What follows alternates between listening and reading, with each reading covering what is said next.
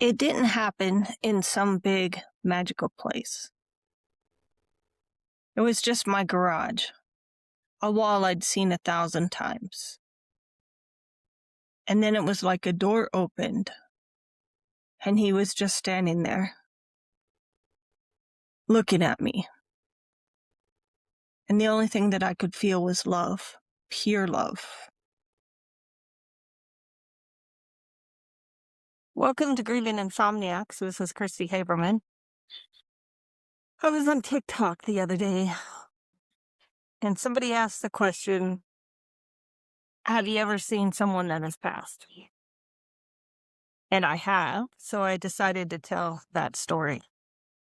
Still not real comfortable being on camera, so I thought we'd enjoy this pretty view at the lake, watch the ducks, and talk about it. So Christopher died in 2011. That first year, I couldn't even cope with the fact that he was dead, much less the fact that he had or needed a headstone. It had been about a year. I think the 1-year anniversary had passed. I've been thinking about this. And my husband was like, Christopher really needs a headstone. And I just couldn't cope with it at that moment. I just couldn't. I wasn't interested. I just wasn't interested. So my forever frugal husband decided that he was going to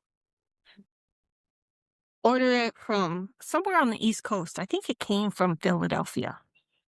And he designed it. He put everything on it. I was just not really interested. I approved it, of course, but as could. And it was summer. I'm guessing about July. Because my son got married in September, my younger son. And it was before then. So I'm guessing the time frame was about July. I had my own business, so my husband and I always drove to work together. And that day we came home and there's this big old box in the driveway. I'm like, what is that? He goes, oh, well, that's the headstone. I was like, you didn't take the headstone to the cemetery? He goes, well, no. He goes, I didn't make arrangements to take it to the cemetery. And I said, well, what are you going to do? He goes, well, I'm going to hire someone. And I was like, that thing can't sit in our driveway. And he was like, well, I'm just going to pull it into the garage. Well, that didn't work out so great because it was too heavy. And I said, what are you going to do now? And he goes, oh, I'm going to make a pulley system. So we did, made the pulley system, got it in the garage. The wind just came up, so hopefully you could still hear me. And he unboxed it.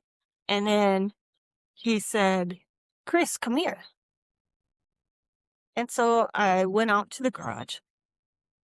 And I looked down, and it was beautiful. And it was one of the first ones in our graveyard that had pictures on it, engraved pictures on it, like laser engraving. So I want to explain the setup of my garage.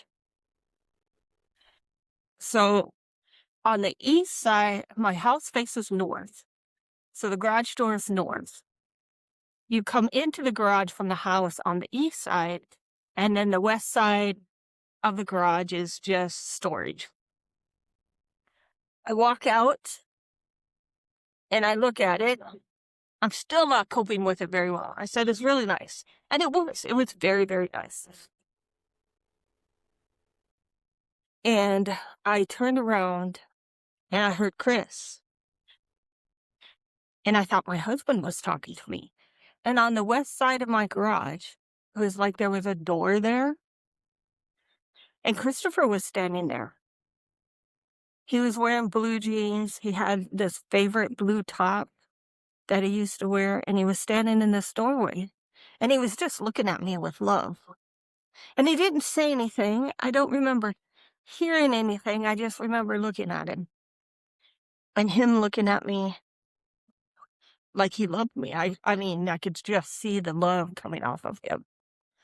What was interesting is there were I could see a street behind him, cobblestone street. And then there was buildings, kind of Mediterranean style buildings with like the stucco on it. So it would have been on the south side of him, and he's looking at me. And I don't know, I'm pretty sure that I'm the one that turned away first and went in the house. And it took me a long time to accept that I just saw my son standing in my garage. I would like to say that it helped seeing him. I don't think it did.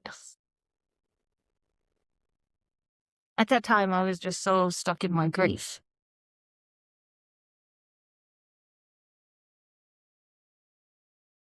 And I don't think I ever told my husband about it either. Not till a while after that. But he was standing in the garage too. And he's never said anything, even after I told him. So I don't know if he saw it or not. So I knew without a doubt that Christopher was alive somewhere, that he didn't just disappear into the ether, and that there was absolutely an opportunity for him to come see his mom. And so he did. So that is one of 2 or 3 stories I have of seeing deceased loved ones. But that's the one that was most impactful. And even today, when I'm talking to you about it, I could see it in my head. Clear as day. And standing there, what he was wearing. Not gone.